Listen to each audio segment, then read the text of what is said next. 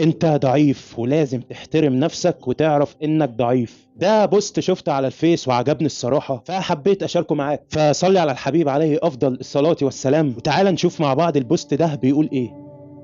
البوست بيقول: يا صديقي، تروحش ناحية الذنب وانت بتجاهد نفسك بالعافية. ربنا عز وجل ما قالش في بداية امر سيدنا ادم ما تاكلش، ولكن قال: ولا تقربا هذه الشجرة، لانك لو قربت هتاكل. ده الطبيعي، لان بني ادم ذو شهوة، فلازم تبعد عن المعصية والغلط لانك ضعيف، ولازم تحترم قلبك وضعفك وما تكبرش. ربنا عز وجل بيقول: ولا تقربوا الزنا انه كان فاحشة وساء سبيلا. فلا تقرب الزنا، لانك فعليا لو قربت هتقع، ولو وقعت الله اعلم بقى انك هتقوم تاني ولا لا. استوعب وما تقولش اصلها بصه هو هيحصل حاجه، وتلاقي نفسك وقعت في فاحشه اكبر واعظم من اللي انت وقعت فيها. فالبوست جامد الصراحه، وكان لازم اشاركه معاك. فما تنساش بقى لايكك الجميل والشير والاشتراك في القناه عشان تتابع كل جديد وتستفيد ان شاء الله. وبس كده يا صديقي، سلام عليكم.